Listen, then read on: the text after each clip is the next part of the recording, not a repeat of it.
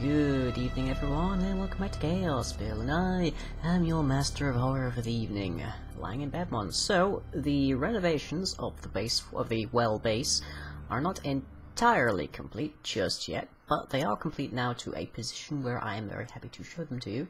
So, we're stood outside at the moment, not much has changed out here. I still don't know why that keeps happening, but it's very strange. I ran over to Kira Davis and checked out his establishment and got Ascent Boost 2 on the Spark Belt, which is evidently more of a liability than anything else. But if I stand here, you can see not much has changed. We have 2 Ender IOs now, but not much else really is different down there. You will recognise this next piece from the last episode, which I got some very good comments on, so thank you very much for that. But here we are. This is the renovated well. More or less. So you can see we've got inverted sky blocks on the walls, which allows us to see the skybox even underground, so we can even tell what time of day it is without actually even having a clock anywhere. And oh, that's why it's still showing, because I've got that in my hand. We have a crystal ball in the sensor here, should we feel like predicting someone's future, or seeing our own, or perhaps reviewing a remote location. On the floor, you notice we got this, the original circle pattern, but in it is contained many different consoles and machines that we can use. The walls are all powered, more or less, and they all contain wires that we can use to control all the different things that go through into these. The AE system does possess a machine assembly chamber, and ooh, it is just dawning on sunset, which I love because we can see it all the way across the building. So, no matter what room I'm standing in, I can still see that. That's lovely. We have a machine assembly chamber over this wall, which allows us to automatically craft certain objects. So, for example, I switch to craftable. All of these are understood by the system, which is most of the AE stuff that I've just been building, so that's handy nonetheless. But I've also got some poppets, bone needles, waystones and such in here. And there goes the moon. Isn't it lovely? We have one redstone furnace here. I'm probably going to expand that using routers, so we have an array of redstone furnaces or some other kind of furnace, and then just cook things faster. But for now, we just got the one. Over here, we have the liquid side of things. So there is a fluid import and export bus. So if I stick any liquid into this drum, it gets pulled out and put into the liquid storage, which is a recent feature added by extra cells. So you can see in here I've got 252 buckets of lava, 10 buckets of water, which is actually controlled. There's always at least 10 buckets of water in the system. Some resonant ender, some oil, some cryophium, some glowstone, that kind of thing. Lovely. And if I want any of them, then I can stick a bucket in there to get a bucket of the stuff, and then just compile this fluid export to actually start pumping it out. The smeltery has moved over a bit. It's rearranged quite a bit as well, so it's now it's a lot more in line, so we don't have to ruin our 5-block wide pathway as much. It's not doing much right now, but I have these levers and these fluid ducts set up, so if I want to do anything I can do it. And there's a bit of glowstone in that top there, so now hopefully we're not going to get any weird surprises in there. Back here is where our factorization setup is gone. I'm probably not going to be using this much, because I kind of want to investigate Mechanism. Mechanism boasts more reliable 5x multiplying with it, so I might actually go with that later on. I'm probably going to expand the Ender Pearl farm as well, but this is running quite happily. Here's the Mac, so there's all of the recipes that this presently has. It has one pattern provider and one CPU, and that then leads us downstairs, I think. So there we are. We have the Dimensional Breach Stabilizer, which has moved a little bit, which is a slight problem because I have now misplaced one of the portals, specifically the Nether Fortress portal that I was using. We have another drive, and a lot more storage disks, so we've got quite a bit of storage. You can see a lot of it's already full because we have a lot of one object, or one of a lot of objects rather. Around here you got a sort of a sneak glimpse of So under here, or rather above here, we have a grand total of 16 ender generators, which can provide, when they're all pumping, I believe, 1,260 redstone flux per tick for 20 minutes per ender pearl. And the system that's happening here is we have a comparator coming out of this resonant energy cell in the middle, which is being fed a signal from this comparator from this hopper, which is exactly half full. So this comparator will only output a signal when this energy cell is at half or greater capacity. When it drops, that depowers, which unpowers this block, which allows this 20-minute timer to spin around. So 20 minutes after this drops below, 16 ender pearls are shoved into this router and shoved into one apiece into all of those generators, and it will continue to do that until such time as the energy cell surpasses half power. So this system automatically manages itself. There is there's no need for me to feed it at any given time at all. Perfect, lovely. And I still have an online detector here, so that the main system doesn't get any superfluous power. The ender pearl farm itself is fed off the side here from that middle one. And that is more or less all that's down here. There's the main controller. The network presently uses about 60 AE per tick, which we can convert to about 30 EU, or 12 Minecraft joules per tick. And you can see all the stuff that's happening in there too, a lot of stuff. Of course, this is the energized glowstone that we saw much earlier. It now suffuses the whole structure. I haven't done much down here. I'm still trying to think of what I can do here, so for one thing I want to do is get some kind of storage over here from the AE system for all of these barrels, rather than having them here. I can actually access all of their contents over there, for example. Although the Ender IOs, which for some reason the Ender IO stuff doesn't really render properly through these sky blocks, but you can see them reasonably well here. The Ender IOs do let me access any of the machines that are around that central perimeter. In here, the curse system is still operational. I haven't hooked any of the auto rituals up to the system yet, but that's something to come very soon. See, we have red elevators. You can dye these, which is very handy to know. So here is probably one of the largest additions to the base, which is, if I shift, we have a room with up to the maximum size of otherware. And if I jump up, we also have the standard ritual glyph, and even the infernal glyph. So the place is now fully capable of performing pretty much any ritual we could possibly want. And with the way that the Mac works, I will hopefully not have to be doing as much on-camera crafting of the same things over and over and over again, because I can just make a pattern for it. So that should hopefully keep you guys happier. Viewing figures for the last episode have been almost insane. I very much appreciate all of the comments that came in on that. I very definitely appreciate all of the views and likes and such that came in on it. So thank you very much. And maybe I'll find some other topics that I can discuss and contemplate on camera for you guys. But for today, we don't have too much to do. I'm thinking the Mac is over there at the moment. I'm probably going to move it maybe up here, so I can like flip a lever and then access it or something. That would actually be ideal, because I've had some issues recently. You can see there's these free patterns in here, for example, but every time I put one of them in, it crashed my clients. So that's why there's a dark cable here. If you apply a redstone signal to a dark cable, then it connects whatever is on the other side of it to the network, but if it is unpowered, then it disconnects it. And there's one next to the Mac as well, for the same reason, because I had the same bug with that. There it is. So I've been using the dark cable to disconnect objects from the network before I add new patterns to them.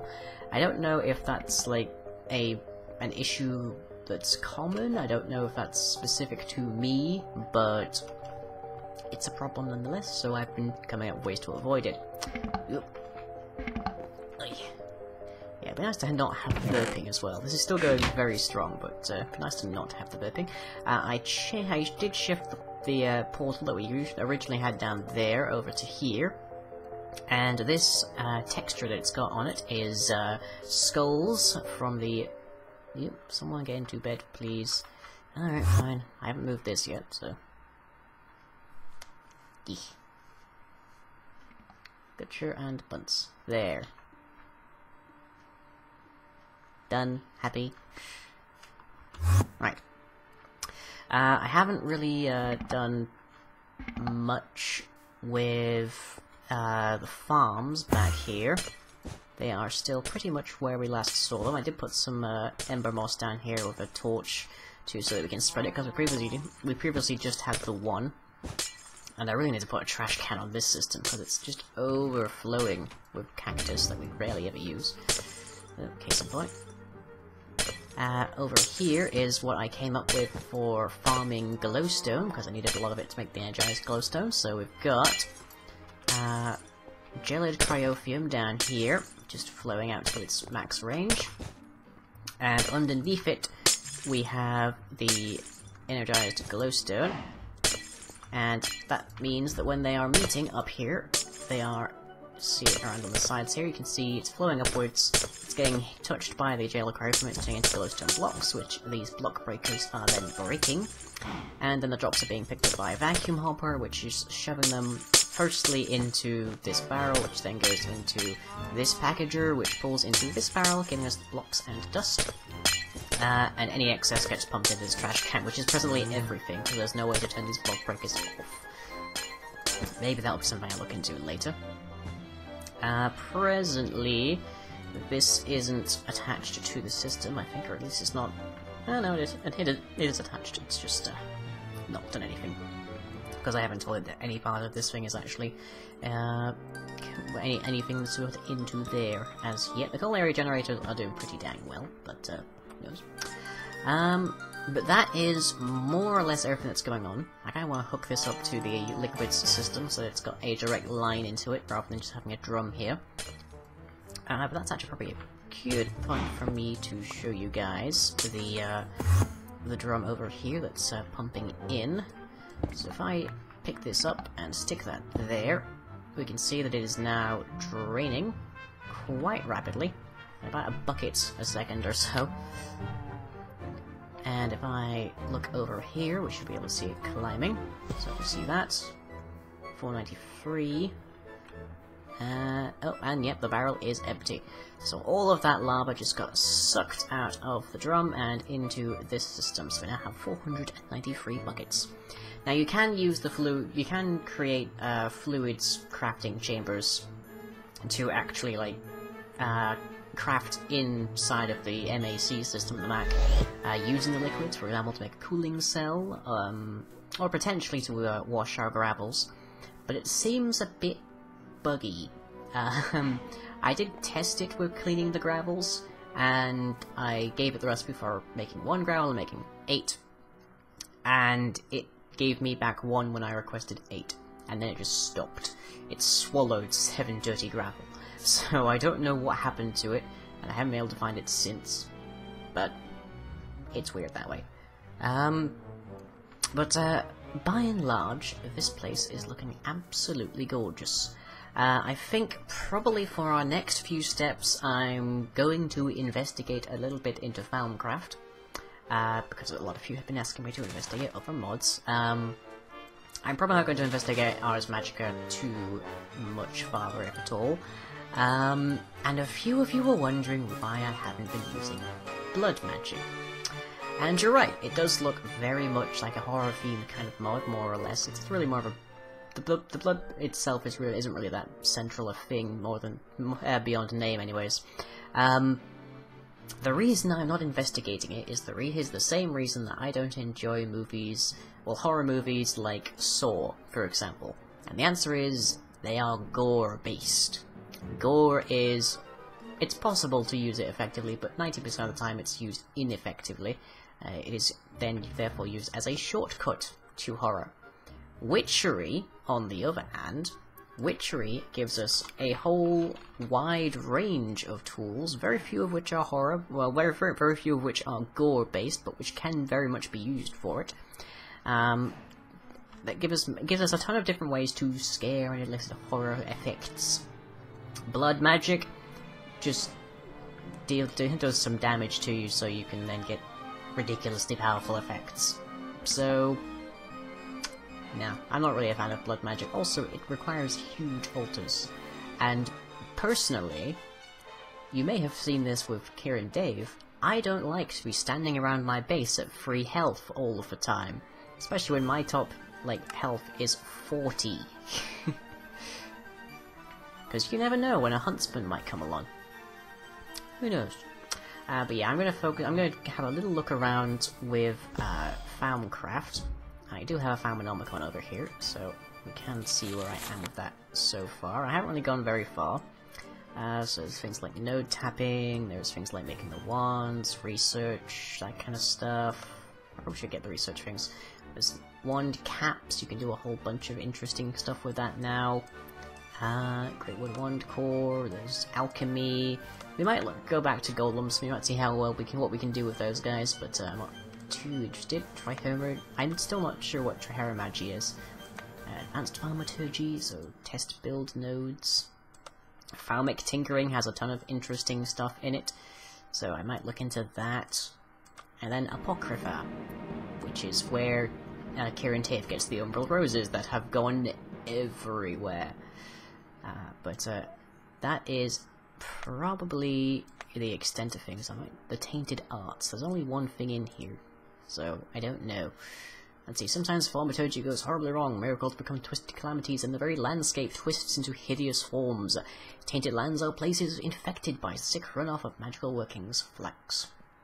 Can be found natural in the world, but can also form when a careless thaumaturge allows flux goo to stagnate for too long. Yeah, that was the problem last season.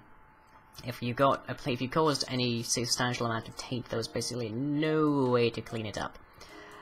But anyways, that is what we are dealing with right now. That is what the place is looking like right now. It's pretty much functional. Let's see if I can just run it for a test. Let's get a pattern in for... Let's make 5 patterns.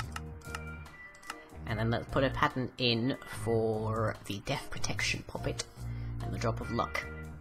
Both of which are going to be necessary. I haven't set up any of the witchery stuff as an automated system just yet, but that is next on my list. So let me see. Death Protection Puppet. Here's the gold. There he is. So we can now sneak and question mark our recipes in here, so I don't actually even need to have the ingredients on hand, or one of them at least. Is there another pattern on that list, please? Thank you very much. 3 of them, good. So clear that, and now we want the Drop of Luck. So if I hop over to this, and there it is, okay. That's wonderful. Encode, thank you. Now, obviously, I am going to disconnect the Mac before I put this in, or else I'll suffer the crash bug that I told you about. Now, I am recording this on Wednesday. It is going to be going up Friday. So you, by the time you're seeing this, I will be at Insomnia at the Rico Arena in Coventry. Hello. Which is a convention being held by Multiplay. It is the secondary successor to the Insomnia 49 event that I previously attended last year. Insomnia 50 was in between. This is I-51. I will be there with the 8-bit monkey and a sneaky Magoo as I was last time. Dave will be there, as in Dave Chaos. The Dragon Hat will be there. A whole host of other YouTubers will be there, so if you can manage to make the trip, then I look forward to seeing you. I am not a special guest, so I'm not going to be on at any panels, but I will be wandering the halls, so I'll be happy if you encounter me at that point to sign autographs or take pictures or whatever it is that famous people from the YouTubes do. But other than that, I hope you've enjoyed our latest developments here. I love being able to see the sun and the moon through the walls. That's lovely. I might get rid of this package at some point. But anyways, I hope you've enjoyed, I shall catch you all. If you enjoyed this video, be sure to leave a like and or a favourite. Follow me on Twitter and subscribe to be notified of future updates. You can also check out the website where most other content is uploaded. That's all for now, catch you later.